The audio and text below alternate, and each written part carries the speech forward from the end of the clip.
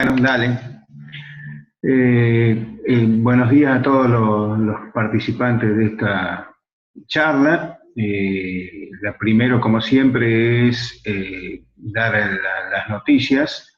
La semana que viene, como saben, tienen el parcial. Está confirmado para el día martes la tutoría presencial a las 19 horas en el aula B de la facultad. Y el parcial va a ser el día jueves a las 11 horas, igual que la vez pasada, en el aula C500. Bien, ¿qué vamos a ver hoy? Y hoy vamos a tocar un poco la cuestión que tiene que ver con la ampliación del modelo ISLM para la economía abierta, y lo vamos a hacer en una situación muy particular, es decir, que no se agota el tema en lo que nosotros presentamos hoy, sino que simplemente es un lanzador de inquietudes, y que es uno de los temas que consideramos más importante, que es el modelo de Mandel-Fleming, que es la ampliación de la economía cerrada a la economía abierta en una característica de libre movilidad de capitales y bajo diferentes regímenes de tipo de cambio, que ya vamos a ver rápidamente eso. Como les decía, hoy trabajamos esa cuestión teórica. El día martes van a trabajar más sobre la parte de ejercitación. Bien, vamos a ver si compartimos para empezar el desarrollo del modelo de Mandel-Fleming que les mencionaba recién, que fue desarrollado de manera independiente por los dos economistas, por Mandel y por Fleming, en distintas, casi simultáneamente, pero en distintos lugares de trabajo, digamos. Y este modelo de Mandel-Fleming se utiliza fundamentalmente para mostrar cuáles son los efectos que puede tener la política fiscal y la política monetaria en condiciones de perfecta movilidad de capital y bajo los diferentes regímenes de tipo de cambio, es decir, bajo tipo de cambio fijo y bajo tipo de cambio flexible.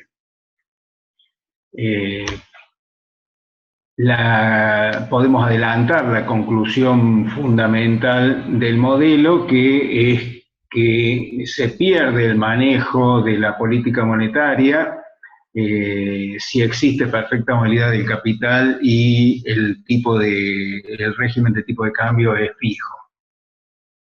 Los supuestos sobre los que trabaja el modelo es que se trata de una economía pequeña y abierta. Recuerden ustedes que la característica de economía pequeña implicaba que no tenía influencia sobre la economía global. El segundo supuesto es que existe libre movilidad de capitales, es decir, no hay trabas al ingreso o salida de capitales, ni de tipo impositivo, ni de tipo administrativo. Los capitales pueden entrar y salir de una economía sin ningún tipo de dificultad.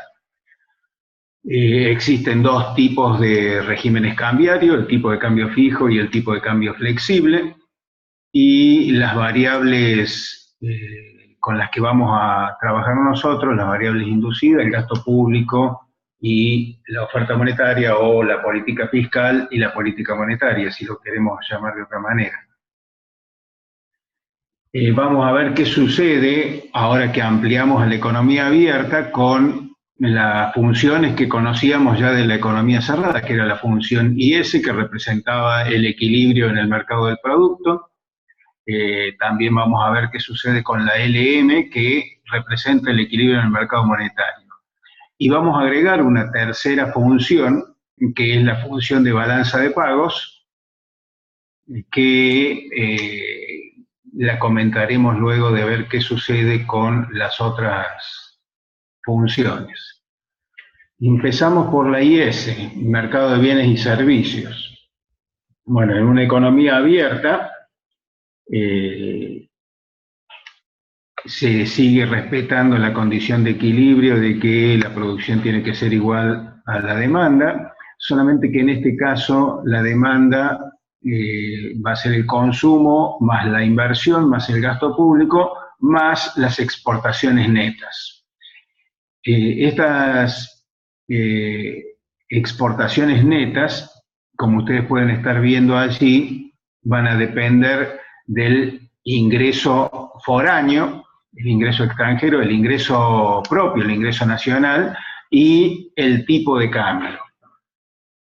El tipo de cambio está definido como la cantidad de moneda nacional que hay que entregar por unidad de moneda extranjera. Luego, la función IS sigue teniendo la pendiente negativa que le conocíamos anteriormente, que dada por el hecho de que la inversión está influenciada por el tipo de interés. O sea, cuando la tasa de interés es más baja, la inversión es más alta, aumenta, y si la tasa de interés sube, la inversión se ve desalentada. Ahora, ¿qué se agrega como nuevo? Bueno, que tenemos que ver qué sucede con las variaciones que puede experimentar el tipo de cambio. Cuando el tipo de cambio disminuye, para los residentes de una economía, se les hace más barato comprar bienes en el extranjero. Lo contrario va a ocurrir si el tipo de cambio aumenta, se les va a hacer más caro a los residentes de la economía comprar esos mismos bienes en el extranjero. Entonces, para resumir, un aumento del tipo de cambio provoca un aumento de las exportaciones netas. Y en ese caso, la función IS se va a desplazar hacia la derecha. Y una disminución del tipo de cambio provoca una reducción de las exportaciones netas, y la función IS en ese caso se va a desplazar hacia la izquierda.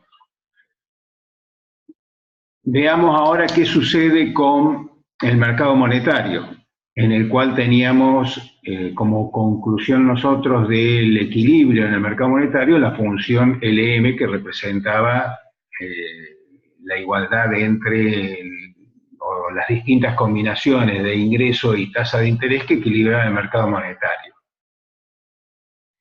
En este caso, no lo vemos al tipo de cambio como determinante de la demanda ni de la oferta, pero podemos explicar de alguna manera de qué manera influencia el tipo de cambio sobre estas funciones.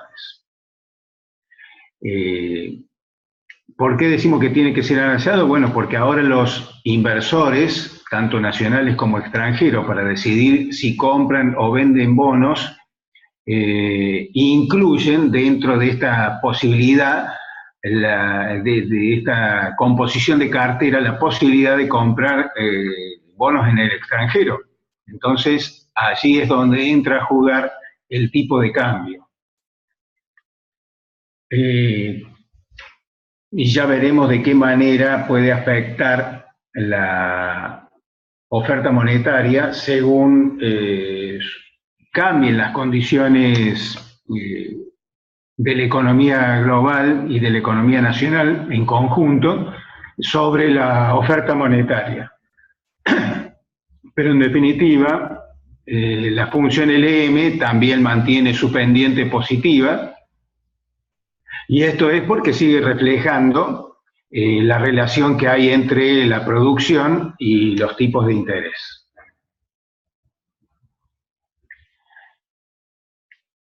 Bien, llegamos a la parte nueva. En realidad en el otro hemos incluido la influencia del tipo de cambio, tanto sobre la IS como la LM, pero lo realmente nuevo en esta ampliación del modelo es la aparición de la curva de balance de pagos, que va a mostrar las combinaciones de producción y tipos de interés que garanticen que el balance de pagos esté en equilibrio. Es decir, que el volumen de exportaciones netas debe ser consistente con la salida neta o entrada neta, dependerá del signo, de capitales. Es decir, que el balance de pagos va a ser las exportaciones netas, que como vimos dependía del ingreso por año, del ingreso propio y del tipo de cambio, más la cuenta capital, que va a depender de lo que denominamos la diferencial de tipos de interés. Esta diferencial de tipo de interés es la relación que hay entre la tasa de interés interna y, y la tasa de interés foránea o internacional. Obviamente el balance de pagos va a estar en equilibrio cuando estas cuentas, lo que sería la balanza comercial representada por las exportaciones netas y la balanza de capital, estén equilibradas y por lo tanto va a ser igual a cero. En el modelo de Mandel-Fleming, la función de balance de pagos es horizontal al nivel de tipo de interés internacional. Volvemos al anterior. ¿Por qué sucede eso?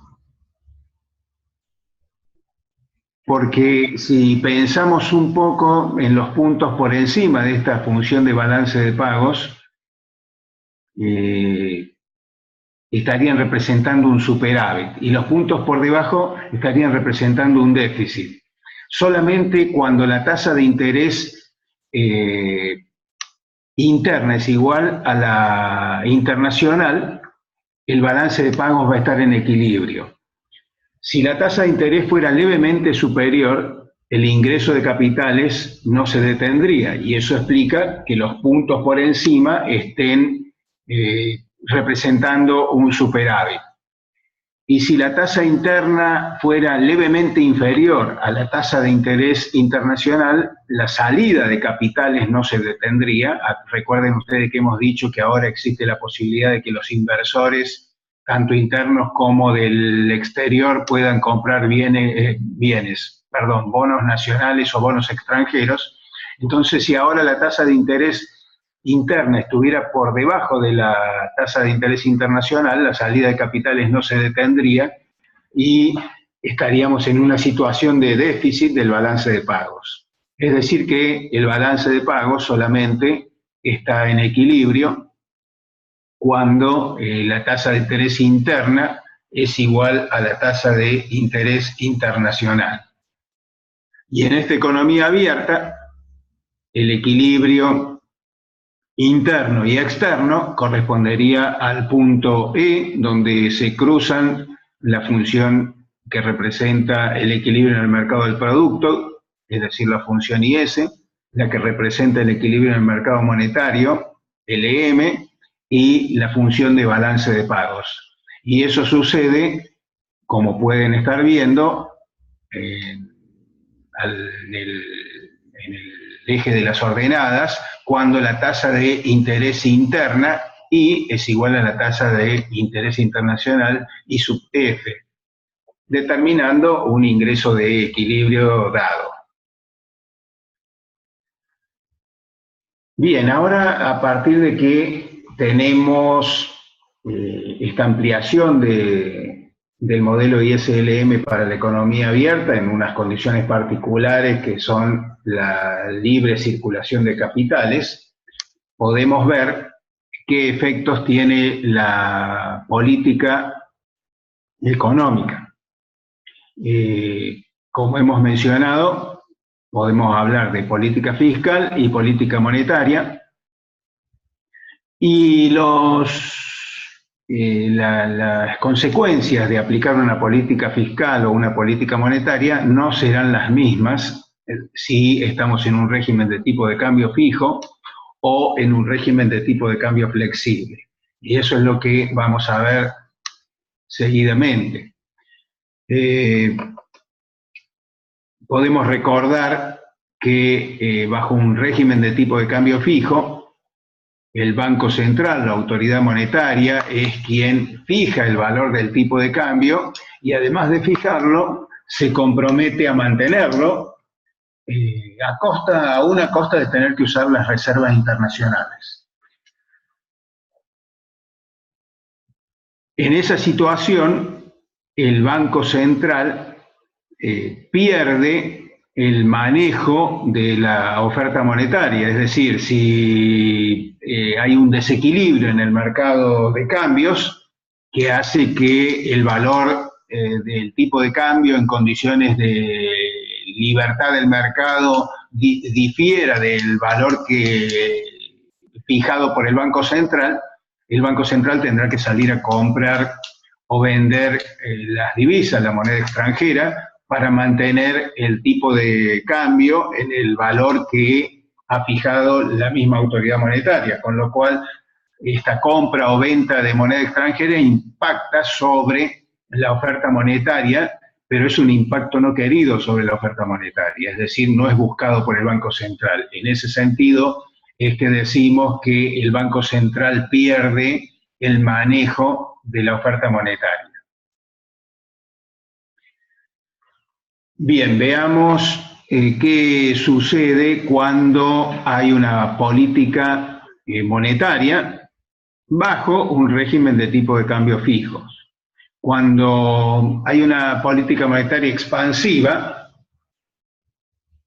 podemos verlo en el gráfico, la función LM se desplaza hacia la derecha o hacia abajo, llevando el equilibrio de una situación como en el punto A hacia el punto B, donde el ingreso alcanzado es mayor, pero hay una situación de desequilibrio del balance de pagos. Si ustedes se fijan, el pasaje de A a E implica una baja en la tasa de interés interna. Esa baja en la tasa de interés interna lleva a que los inversores, los bonistas, prefieran los bonos extranjeros y por lo tanto se produce, comienza una salida de capitales. Esta salida de capitales implica que una alta demanda de moneda extranjera, lo cual en condiciones de libertad del mercado de cambios haría que el tipo de cambio suba, pero como el tipo de cambio no puede subir porque el Banco Central lo mantiene fijo, es el Banco Central quien tiene que salir a cubrir la cantidad de dólares o de divisas que hacen falta, a venderlas, y cuando las vende está recibiendo a cambio moneda nacional, lo cual revierte el aumento inicial de la oferta monetaria y la función LM comienza a desplazarse hacia la izquierda, y dicho desplazamiento solamente se va a detener cuando vuelva a estar en equilibrio en el punto A el balance de pagos, que obviamente también va a reflejar el equilibrio interno, no solo externo, sino interno. Es decir, que la política monetaria es ineficaz para modificar el nivel de ingreso de la economía. Veamos qué sucede con la política fiscal, también bajo el régimen de tipo de cambio fijo.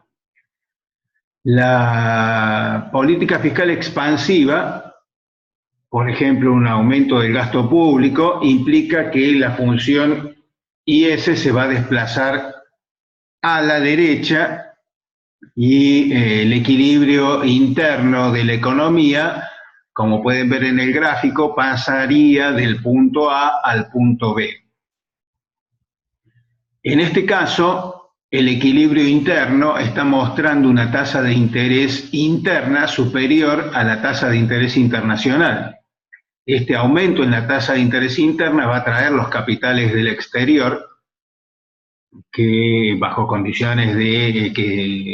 las condiciones establecidas, es decir, de plena libertad en el movimiento de capitales.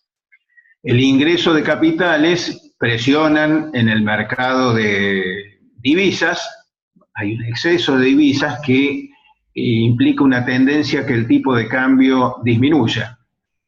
Pero el tipo de cambio no puede disminuir porque estamos bajo el régimen de tipo de cambio fijo.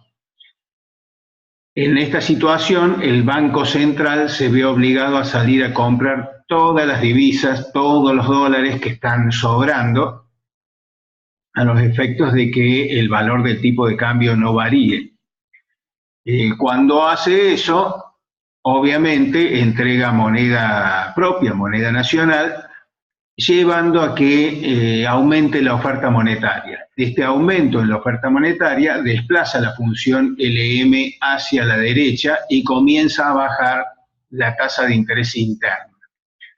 ¿Y hasta dónde se va a desplazar la función LM? De nuevo, se va a desplazar hasta que el tipo de interés interno vuelva a ser igual al tipo de interés internacional y en ese caso ya no va a haber incentivos a la entrada o salida de capitales.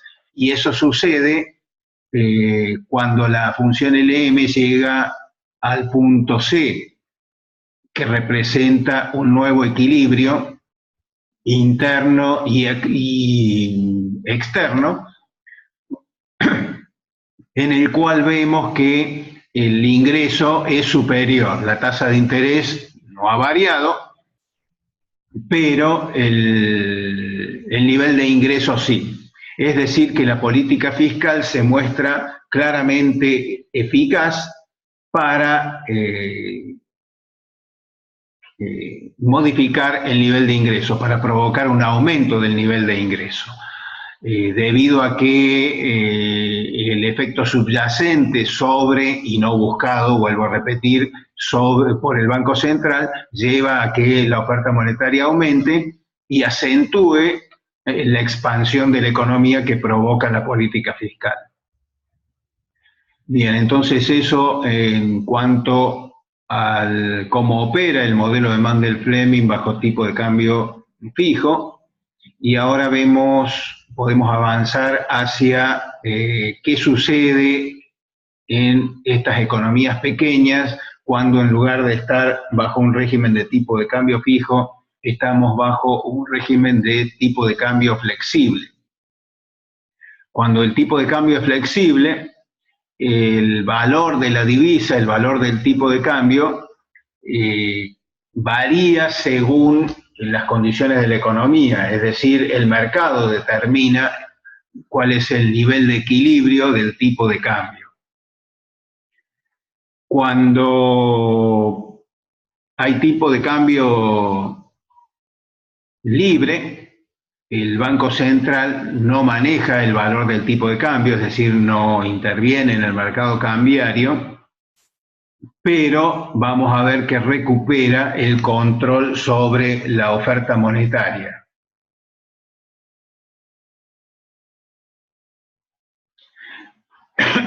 Perdón. Veamos qué sucede de nuevo cuando hay una política monetaria expansiva y en este caso de nuevo va a suceder que la función LM se va a desplazar hacia abajo. Vamos a ver si tenemos el gráfico allí. Sí. Se va a desplazar hacia abajo o hacia la derecha. El punto de equilibrio va a pasar de A a E, tal cual sucedía anteriormente, y tal cual sucedía anteriormente, eso refleja una caída en la tasa de interés interna que se va a ubicar por debajo de la tasa de interés internacional. Que la tasa de interés interna sea más baja que la internacional motiva la salida de capitales. Este aumento de moneda extranjera, de divisas que se va a dar en el mercado cambiario, antes era contrarrestada por ventas que efectuaba el Banco Central y que ahora eso no va a suceder. Los cambios se van a reflejar en el mercado de cambios. Este aumento en la demanda de divisa presiona sobre el mercado de cambios para que la divisa aumente y efectivamente aumenta el tipo de cambio. Y el aumento en el tipo de cambio, según vimos cuando veíamos los efectos del tipo de cambio sobre la función IS, mejora las exportaciones netas. El aumento en el tipo de cambio favorece las exportaciones y desfavorece o hace más difíciles las importaciones, las encarece y por lo tanto disminuyen. Estos dos efectos implican que las exportaciones netas van a aumentar. El aumento en las exportaciones netas lleva a un desplazamiento de la función IS hacia la derecha, hacia arriba o hacia la derecha. Ese desplazamiento de la función IS solamente se va a detener cuando se detenga la salida de capitales.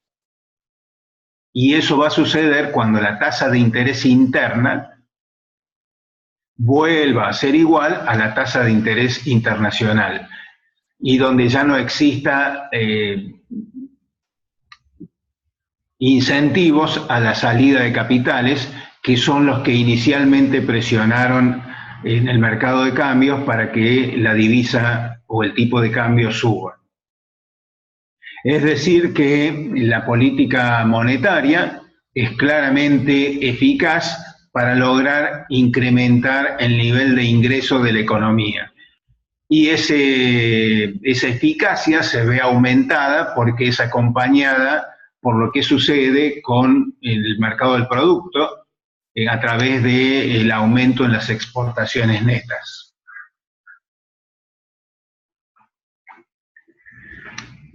Veamos qué sucede entonces ahora con la política fiscal.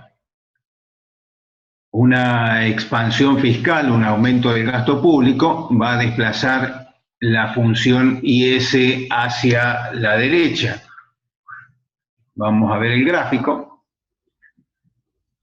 El equilibrio, el nuevo equilibrio interno que se produce donde se juntan la función IS y la función LM en el punto B, es decir, que el equilibrio pasa del punto A al punto B.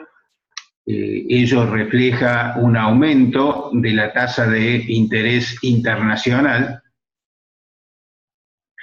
que lleva a que existan incentivos al ingreso de capitales. Mientras la tasa de interés interna sea mayor que la internacional, los bonos de la economía, los bonos argentinos serían más atractivos que los extranjeros y por lo tanto motiva el ingreso de capitales. El problema es que ahora el ingreso de capitales en condiciones de libertad del mercado cambiario implica un exceso de oferta de moneda extranjera, un exceso de oferta de divisas que presiona a la baja el tipo de cambio. Y como ahora el Banco Central no va a intervenir para sostenerlo, eso implica que el tipo de cambio efectivamente va a caer, va a empezar a caer en tanto y en cuanto subsista la excesiva oferta de moneda extranjera. La caída del tipo de cambio va a implicar un deterioro de las exportaciones netas. La caída del tipo de cambio desincentiva las exportaciones e incentiva las importaciones. La sumatoria de los dos efectos implica un deterioro de las exportaciones netas que, como vimos, afecta la función IS, que comienza el recorrido inverso, empieza a desplazarse hacia la izquierda. ¿Cuándo se va a detener este desplazamiento de la función IS? Se va a detener cuando dejen de existir presiones para que el tipo de cambio disminuya, y eso va a suceder cuando dejen de ingresar capitales del exterior, lo cual a su vez sucede cuando la tasa de interés interna vuelve a ser igual que la internacional. Y en ese caso ya no hay incentivos ni a la entrada ni a la salida de capitales. La función IS habrá retornado a la situación a su posición inicial y el equilibrio volverá a fijarse en el punto A. Claramente, la política fiscal se muestra ineficaz para modificar los niveles de ingreso bajo el régimen de tipo de cambio flexible. Bueno, como cierre ahí tienen ustedes un cuadrito que resume lo que sucede con la política fiscal y la política monetaria en el modelo de Mandel-Fleming bajo un régimen de tipo de cambio fijo y bajo un régimen de tipo de cambio flexible.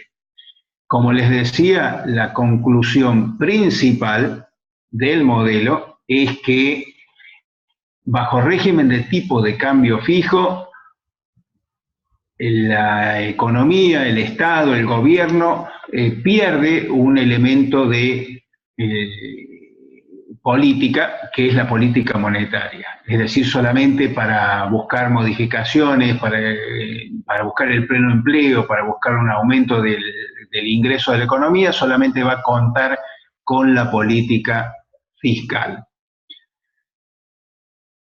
A la inversa, bajo tipo de cambio flexible, recupera el manejo de la política monetaria, pero como contrapartida, de alguna manera, pierde efectividad la política fiscal.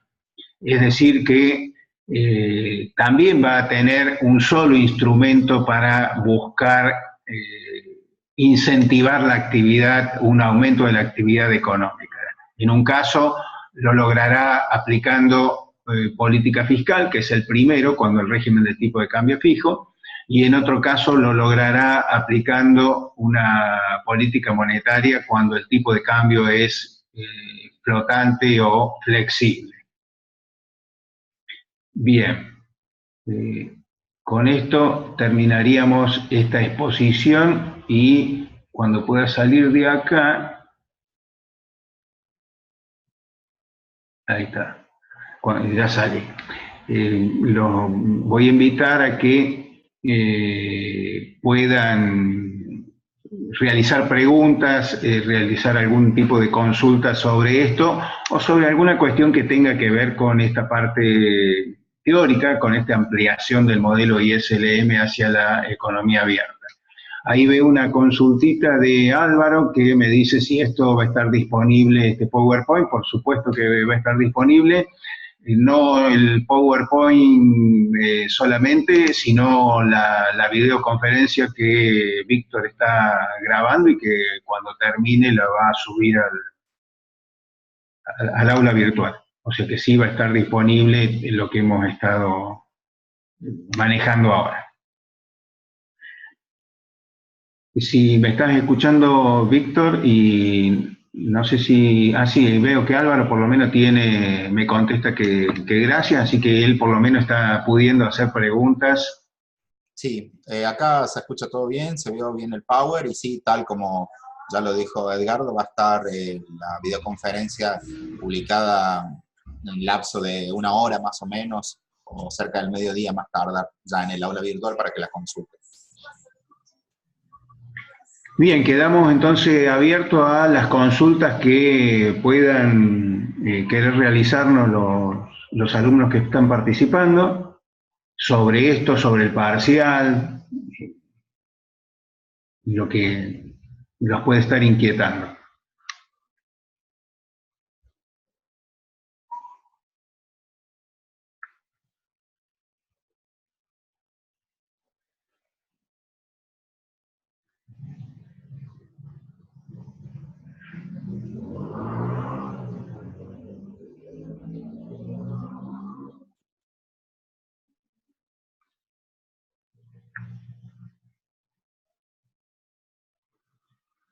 Parece que tenemos todo claro hoy.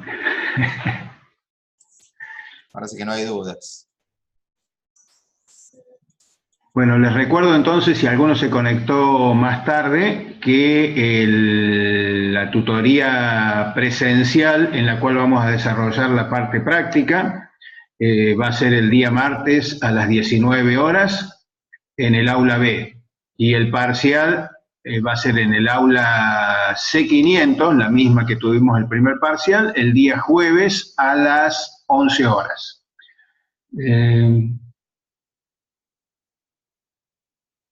O sea, acá me pregunta de dónde seguían para estudiar el práctico de las unidades 5 y 6. ¿Del libro o de las notas de cátedra? Bueno, tienen la parte práctica, recuerden ustedes que nosotros utilizamos la misma bibliografía de las cátedras presenciales y hay un cuadernillo de guía de ejercicios prácticos y lectura de discusión que es de donde se toman la ejercitación. O sea que tienen que intentar resolver eso, tratar de verlo luego de leer la teoría, a los efectos de que la clase del martes puedan aprovecharla mejor, porque son solamente 2 horas, los profesores asistentes no suelen poder desarrollar toda la ejercitación, es decir, toman tal vez 1 o 2 ejercicios, los de más complejidad, y tratan de darle la resolución de esos ejercicios de manera detallada.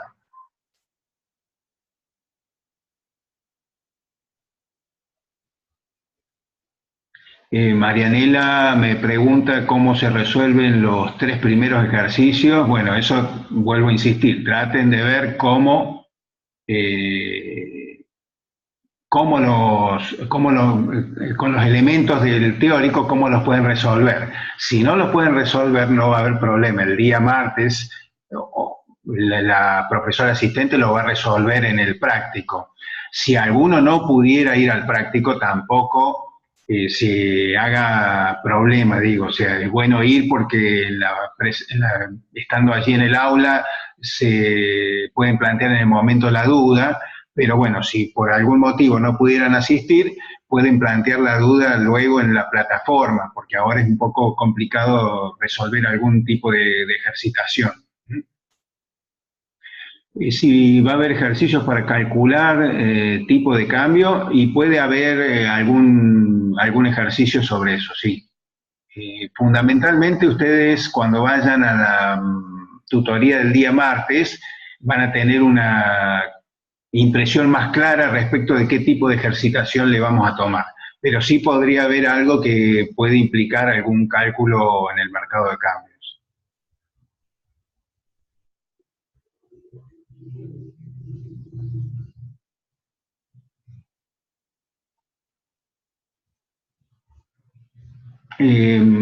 Ya me fijo en la plataforma a ver qué, Marianela, porque me decís que no te han respondido. A lo mejor ha habido un inconveniente con el tema, pero ya nos fijamos y te respondemos. Disculpa que no te hayamos respondido todavía.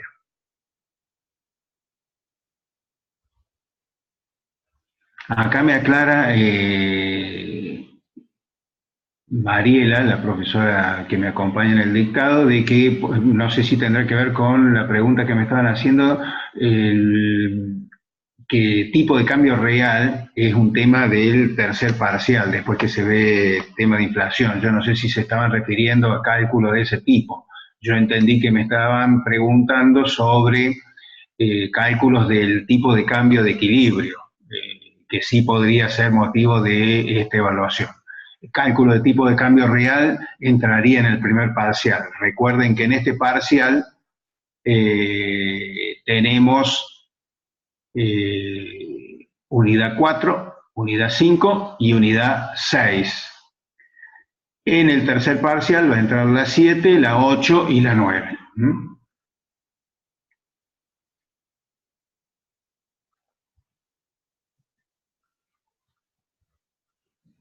El tipo de cambio de equilibrio, Álvaro, es el tipo de cambio que se alcanza en el mercado de cambios cuando no existe intervención del Banco Central, es decir, cuando operan libremente la oferta y la demanda de moneda extranjera. El valor que alcanza, ese es el valor de equilibrio. Y convengamos que en ese caso estamos en una situación de tipo de cambio libre o flotante. Si hubiera un tipo de cambio fijo, no podríamos estar hablando de un tipo de cambio de equilibrio, sino que estaríamos hablando del tipo de cambio fijado por el Banco Central. Esas serían las diferencias entre uno y otro.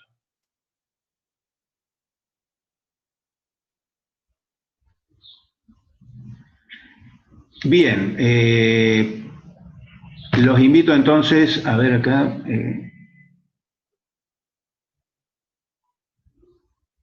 O sea, me preguntan sobre las notas de cátedra que se refieren a la economía argentina, si puede tomar alguna lectura. Y si es así, ¿cuáles van? Bueno, les recuerdo que lo que hemos dicho desde la primer tutoría y que repetimos en cada intervención es que el material de estudio es el que figura como bibliografía básica en el programa de la materia. Lo que está como bibliografía adicional no es motivo de evaluación para nuestra cátedra. Ustedes tomen el programa y las lecturas que pueden aparecer dentro de la bibliografía básica son las que pueden ser evaluadas. Otras lecturas que puedan estar en el material de estudio, sea en la guía de ejercicios y lecturas o en las notas de cátedra, pero que no figuren como bibliografía básica, no van a ser evaluadas.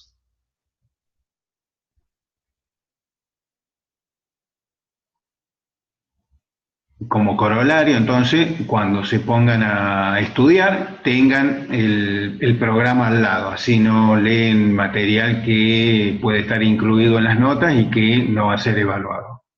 Bueno, creo que con esto estamos, ya estamos cerrando. Acá la profesora Cutica me avisa de que ya ha habilitado las autoevaluaciones, por si alguno de los alumnos quiere ver cómo está enfocando el tema, en qué situación personal se encuentra. Ya están habilitadas las autoevaluaciones, que son muy cortitas, es simplemente como para que vean qué tipo de preguntas vamos a hacer, y por ahí les sirve también para ver cuál es el nivel que están alcanzando. Con esto entonces nos estamos despidiendo de ustedes y en un rato Víctor va a subir la videoconferencia al aula virtual para que puedan verla con tranquilidad. Bueno, Edgardo, estaremos entonces. Muy bien, gracias. Listo, nos vemos. Hasta la próxima. Nos vemos.